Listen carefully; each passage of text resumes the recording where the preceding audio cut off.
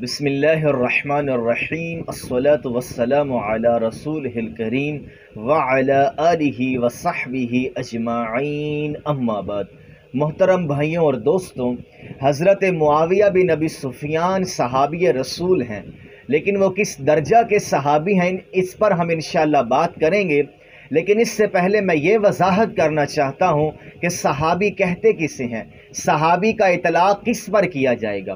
علماء محدثین نے علوم الحدیث کی کتابوں میں اس پر کام کیا ہے، صراحت کے ساتھ اس مسئلہ کو ڈسکس کیا ہے کہ صحابی کا اطلاق کس پر کیا جائے گا، لیکن چند ایک اہل علم نے اس سے اختلاف بھی کیا ہے۔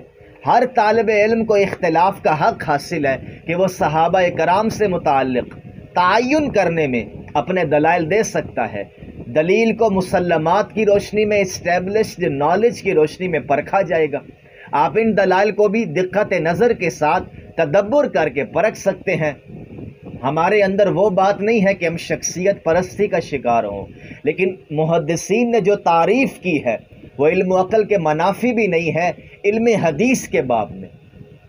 جرنل اگر آپ اس پر گفتگو کرنا چاہتے ہیں تو انشاءاللہ کسی اور مجلس میں صحابہ کرام کی تعریف پر تفصیلی بات کر لی جائے گی۔ تو محدثین نے صحابہ کرام کے بارے میں کیا کہا ہے؟ خطیب بغدادی الکفایہ کے اندر امام احمد ابن حنبل کا قول نقل کرتے ہیں ضعیف سند کے ساتھ۔ اس کی سند میں ضعف ہے، لیکن متن کے اعتبار سے اور عقلاً وہ بات بالکل درست ہے۔ امام احمد ابن حنبل بیان کرتے ہیں کہ ہر وہ بندہ صحابی ہے جس نے آقا علیہ الصلوۃ والسلام کو دیکھا ہے، چاہے ایک گھڑی آپ کو دیکھا ہو، ایک سال آپ کی مجلس میں بیٹھا ہو، ایک مہینہ آپ کی مجلس میں بیٹھا ہو، یا ایک دن آپ کے پاس حاضر ہوا ہو، اسے ہم صحابی کہیں گے۔ یہ امام احمد ابن حنبل نے اس کو بیان کیا۔ الکفایہ فی علم الروایہ میں خطیب بغدادی نے یہ نقل کیا ہے، اور اسی تعریف کو مختصر امام بخاری نے اپنی الجامع الصحیح میں بھی بیان کیا کہ جس بندے نے آقا علیہ السلام کو اس حال میں دیکھا کہ وہ مسلمان تھا، ہم اس کو صحابی کہیں گے۔ اور امام احمد ابن حنبل مزید وضاحت کرتے ہیں، آپ فرماتے ہیں لہو من الصحبۃ علی قدر ما صاحبہ، کہ اس کی صحبت کے جو درجات ہیں وہ صحبت کے اعتبار سے ہی ہیں، کہ جو جتنا آقا علیہ الصلوۃ والسلام کے قریب ہوا صحبت میں، پہل کی اس نے، اس کا درجہ اس اعتبار سے ہے۔ جو بعد میں آیا وہ بعد والا ہے، جو پہلے آیا وہ پہلا ہے۔ انشاءاللہ اس پر بھی ہم بات کریں گے کہ درجات، قدر و منزلت، اہمیت، فضیلت بھی صحبت کے اعتبار سے ہے، یہ نہیں کہ سب برابر ہیں، ہرگز نہیں۔ ابن حجر اسقلانی نے فتح الباری میں مزید اس کی وضاحت کی کہ جس بندے نے آقا علیہ الصلوۃ والسلام کو دیکھا، اس میں کوئی قید نہیں ہے کہ اس نے ایک سال آپ کی مجلس میں وقت گزارا ہو، ایک گھڑی آپ کی مجلس میں رہا ہو، یا ایک دن رہا ہو، یہ کوئی قید نہیں ہے۔ بس اس نے آقا علیہ السلام کو ایمان کی حالت میں دیکھا، ہم اسے صحابی کہیں گے۔ امام زین الدین العراقی نے مزید اس کی وضاحت کر دی، وہ فرماتے ہیں ثم مات علی الاسلام، کہ اس کا اسلام پر خاتمہ بھی ہونا چاہیے، تب اس کو صحابی کہیں گے۔ اگر وہ اسلام لانے کے بعد مرتد ہو گیا تو اسے صحابی نہیں کہیں گے، یہ بات آگے انشاءاللہ آئے گی۔ وہ اسلام لایا، آقا علیہ السلام کی مبارک زندگی میں حضور کی زیارت کی، آپ کے پاس آتا جاتا رہا، یا بالکل حاضر نہیں ہوا، فقط ایک بار زیارت کر کے چلا گیا، ہم اس کو صحابی کہیں گے۔ لیکن شرط یہ ہے ثم مات علی الاسلام، کہ اس کا اسلام پر باقی رہنا ثابت ہو، ارتداد نہیں ہونا چاہیے، ورنہ اس کی صحابیت زائل کر دی جائے گی، وہ صحابی نہیں کہلائے گا۔ امام آمدی بیان کرتے ہیں کہ صحابی وہ ہے جس نے آقا علیہ الصلوۃ والسلام کی زیارت کی ہو، اگرچہ طویل صحبت آقا علیہ السلام کی اس نے نہ اٹھائی ہو، وہ آپ کی مجلس میں طویل یعنی کہ عرصہ دراز سے نہ بیٹھا ہو، چند لمحے آپ کی صحبت میں بیٹھ گیا، ایک گھڑی آپ کی صحبت میں بیٹھ گیا، لیکن زیارت ثابت ہے، ہم اس کو صحابی کہیں گے۔ اور آگے امام آمدی فرماتے ہیں ولا روا عنہ، اور کچھ روایت بھی نہ کرے آقا علیہ السلام سے، ولا طالت مدت صحبتہ لہو فہو صحابی، اور صحبت میں طوالت بھی نہ ہو، کثیر صحبت بھی نہ اٹھائی ہو، ہم اس کو صحابی کہیں گے۔ اس قول پر میں انشاءاللہ مزید وضاحت کرتا ہوں آگے چل کر۔ یہ امام آمدی کا بیان ہے۔ تمام محدثین نے چند ایک باتیں اس سے متعلق اور بھی کی ہیں، انشاءاللہ میں آگے ڈسکس کروں گا۔ اس کے بعد ابن حجر اسقلانی بھائیوں اور دوستوں بیان کرتے ہیں کہ صحابی کی تاریخ میں زیادہ صحیح بات جو میرے علم میں آئی ہے وہ یہ ہے کہ بے شک صحابی وہ شخص ہے جس نے حضور سے حالت ایمان میں ملاقات کی ہو اور اسلام پر ہی اس کی وفات ہوئی ہو، لہذا اس میں وہ شخص بھی داخل ہوگا جس کی حضور کے ساتھ صحبت اور معیت زیادہ ہوئی ہو یا کم ہوئی ہو، اور جس نے آپ سے روایت کی ہو یا نہ کی ہو، اور جس نے آپ کے ساتھ غزوہ میں شرکت کی ہو یا نہ کی ہو، اور جس نے آپ کو ایک نظر دیکھا ہو اگرچہ آپ کی سنگت میں نہ بیٹھا ہو بلکہ کسی عارضہ کی وجہ سے آپ کی زیارت ہی نہ کر سکا ہو، جیسا کہ عبداللہ ابن ام مکتوم ہیں۔ اب یہاں پر ابن حجر اسقلانی نے الاصابہ فی تمییز الصحابہ میں بڑی وضاحت کر دی، اسی امام آمدی کے قول کو کہ حضور سے روایت کرنا بھی شرط نہیں ہے صحابی ہونے میں، لیکن انشاءاللہ مزید اس کی بات آئے گی آگے، میں وضاحت کروں گا آگے۔ اور ابن حجر اسقلانی نے مزید اس کو کھول دیا کہ آپ سے کچھ بھی روایت نہ کیا ہو، طویل صحبت بھی شرط نہیں ہے اور زیارت بھی بنیاد نہیں ہے۔ یہاں ایک اور قول آ گیا، اور اس زیارت کو مزید واضح کیا ہے امام بدر الدین عینی نے، اور امام زین الدین العراقی بیان کرتے ہیں کہ صحابی کی تاریخ میں رویت کی قید اس وقت ہے جب رسول اکرم کی زیارت سے کوئی چیز مانے نہ ہو۔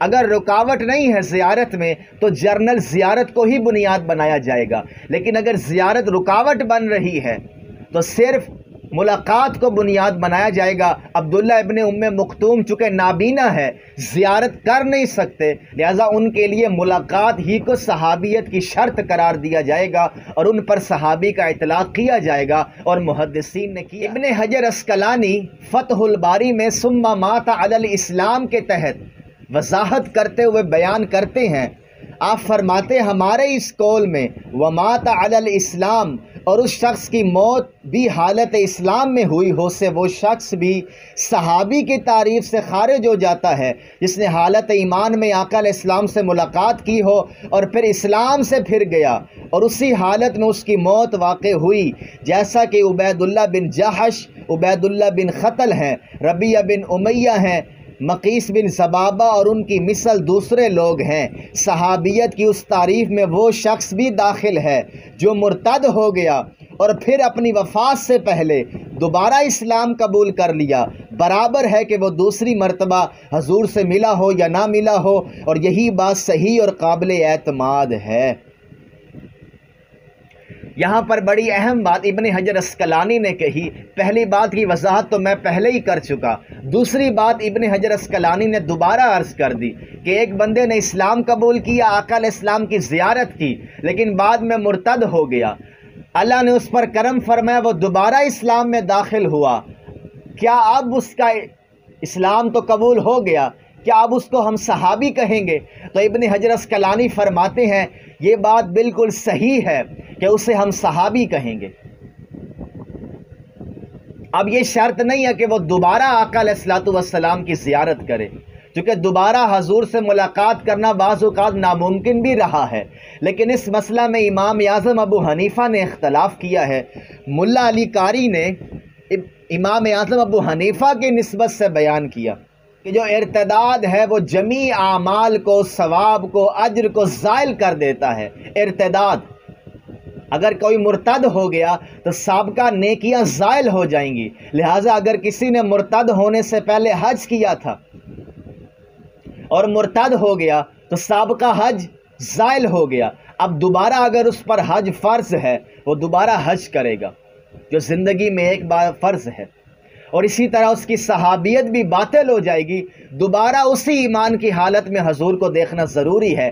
یہ امام اعظم ابو حنیفہ کا قول، ان کا مذہب ملا علی قاری نے بیان کیا شرح نخبۃ الفکر میں۔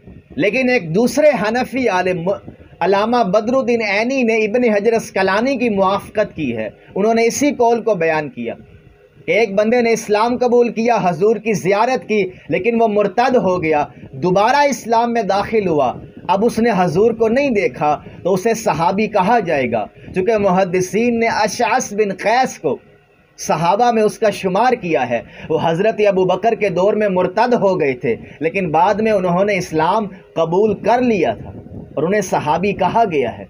یہ قول بیان کیا ہے علامہ بدر الدین عینی نے عمدۃ القاری کے اندر۔ امام شافعی کا یہ قول ہے کہ ارتداد سابقہ نیکیوں کو زائل نہیں کرتا، اس کی شرط یہ قرار دیتے ہیں کہ کفر پر اس کی موت بھی واقع ہونی چاہیے۔ اگر کفر پر اس کی موت نہیں ہوئی، اس ارتداد پر وہ نہیں مرا، تو دوبارہ اسلام لانے کے بعد سابقہ اعمال ضائع نہیں ہوں گے۔ یہ امام شافعی کا مذہب ہے۔ صحابی کی تعریف میں دوسرا قول علامہ بدر الدین عینی نے بیان کیا۔ آپ بیان فرماتے ہیں کہ صحابی وہ ہے جسے آقا علیہ السلام کی پیروی اور آپ سے اخذ علم کے طریق پر طویل صحبت اور کثیر ہم نشینی حاصل رہی ہو۔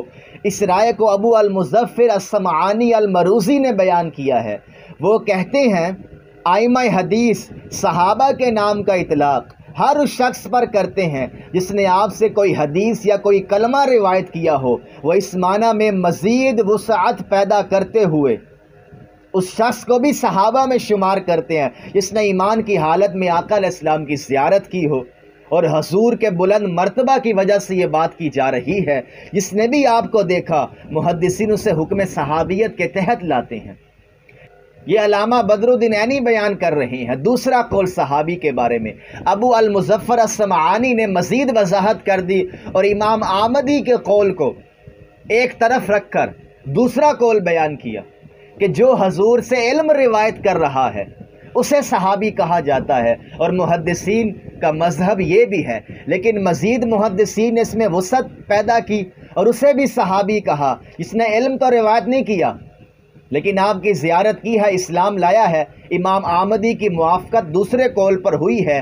دوسرے قول کے دو حصے، جو دوسری بات میں نے کی زیارت اور اسلام، وہ امام احمدی کی بات ہے، لیکن جو پہلا قول ابو المظفر السمعانی نے بیان کیا اخذ روایت، حضور سے علم روایت کرنا، اس میں امام احمدی کی نفی ہو جاتی ہے۔ تیسرا قول بیان کیا ہے کہ صحابی وہ ہے جس نے رسول اللہ کے ساتھ 1 سال یا 2 سال اقامت اختیار کی ہو اور آپ کے ساتھ 1 یا 2 غزوات میں شرکت کی ہو۔ لیکن یہ قول ہے سعید بن مسیب کا، اور خطیب بغدادی کی جو کتاب ہے الکفایہ، اس کے محقق نے اس کو ضعیفاً جداً کہا ہے، سخت ترین ضعیف کہا۔ امام احمد ابن حنبل کی بات بھی ضعیف ہے، لیکن عقل کے اعتبار سے، اپنے متن کے اعتبار سے بالکل صحیح بات ہے۔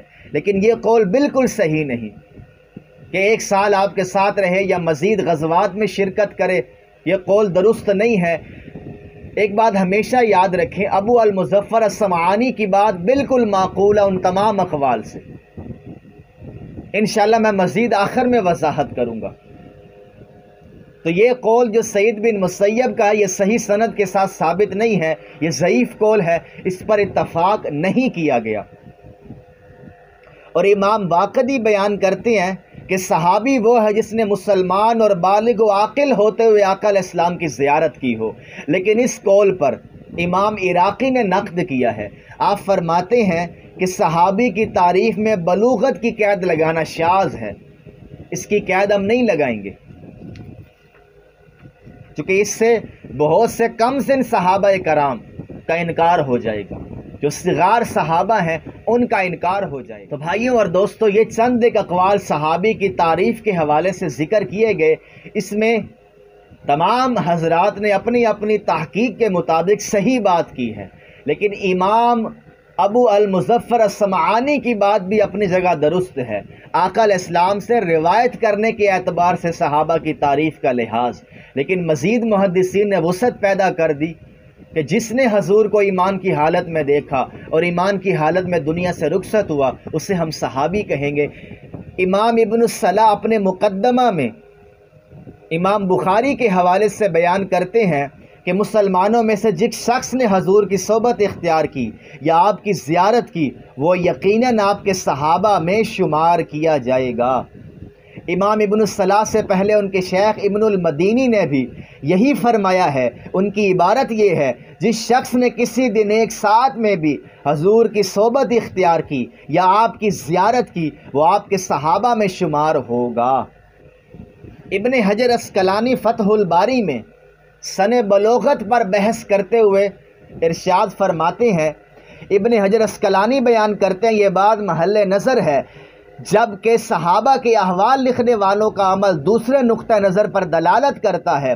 مثلا انہوں نے محمد ابن ابی بکر کا صحابہ میں تذکرہ کیا، حالانکہ وہ حضور اکرم کے وصال سے صرف 3 ماہ اور کچھ دن قبل پیدا ہوئے، جیسے ثابت ہے کہ ان کی والدہ اسماء بنت امیس نے انہیں حجۃ الوداع کے موقع پر مکہ مکرمہ داخل ہونے سے پہلے جنم دیا، اور یہ واقعہ سن 10 ہجری میں ذوالقعدہ کے آخری دنوں میں ہوا۔ اسی طرح عبداللہ بن الحارث بن نوفل اور عبداللہ بن ابی طلحہ الانصاری ان صحابہ کرام میں سے ہیں جنہیں حضور نے ان کی ولادت کے وقت گھٹی دی اور ان کے لیے برکت کی دعا کی، پس یہ سب ان جیسے دیگر لوگ صحابہ کرام میں شمار ہوئے ہیں۔ اور مزید اس کی وضاحت کی ایک اور امام نے، حالت رویت میں بالغ ہونے کی شرط لگانے سے متعلق صحیح یہ ہے کہ صحابی کی تعریف میں بلوغت کی شرط نہیں، ورنہ اس شرط سے بہت سے حضرات صحابیت سے نکل جاتے ہیں جن کی صحابیت پر علماء کا اجماع ہے، جیسا کہ عبداللہ ابن زبیر اور حسن اور حسین علیہم السلام۔ اب یہاں پر مزید وضاحت آ گئی کہ سن بلوغت کو بنیاد نہ بنایا جائے۔ حسنین کریمین صغار صحابہ میں سے ہیں، عبداللہ ابن زبیر ہیں، محمد ابن ابی بکر ہیں۔ یہاں پر میں ناسبیوں کے حوالے سے ایک بات کر دوں، حسن حسین کی صحابیت پر آپ نہ جائیں، ان سے بڑا تو کوئی صحابی نہیں۔ اگر آپ صحبت کی بات کریں، تعلق کی بات کریں، آقا علیہ الصلوۃ والسلام کے ساتھ ہم نشینی کی بات کریں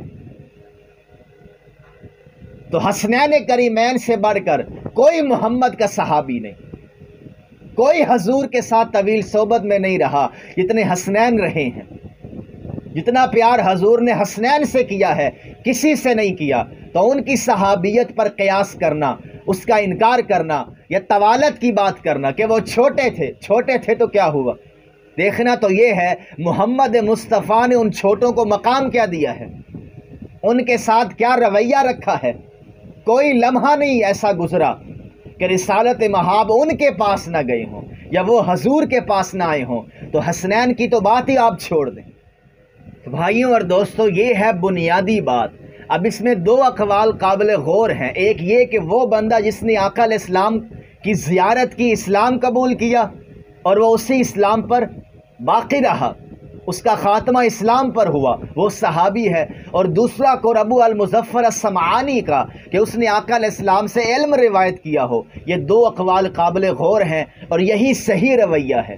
حضرت معاویہ ان دونوں تعریفات پر بالکل فٹ بیٹھتے ہیں۔ انہوں نے اسلام قبول کیا، اسلام پر ہی ان کی موت ہوئی ہے، اور انہوں نے آقا علیہ السلام سے علم بھی روایت کیا ہے۔ لیکن آپ ان تمام تعریفات سے اختلاف بھی کر سکتے ہیں۔ ہاں یہ ضرور ہے، حضرت معاویہ کی صحابیت پر اگر کسی کو اختلاف ہے، وہ ان کا منافق ہونا ثابت کرے، ان کا کافر ہونا ثابت کرے، تبھی اس سے بات ہو سکتی ہے۔ حضرت معاویہ نہ کافر ہے معاذ اللہ، نہ منافق ہے معاذ اللہ۔ یہ دونوں اقوال ان کی نسبت سے بیان کرنا ناجائز ہے۔ وہ صحابی رسول ہیں، وہ اسلام قبول کر چکے تھے اور اسلام پر ہی ان کا خاتمہ ہوا ہے۔ ان تعریفات کی روح سے انشاءاللہ نیکسٹ مجلس میں صحابہ کرام کے درجات اور طبقات پر بات کریں گے کہ عزت اور عظمت کے اعتبار سے، قدر و منزلت کے اعتبار سے حضرت معاویہ کہاں پر ہیں۔ وما علینا الا البلاغ المبین۔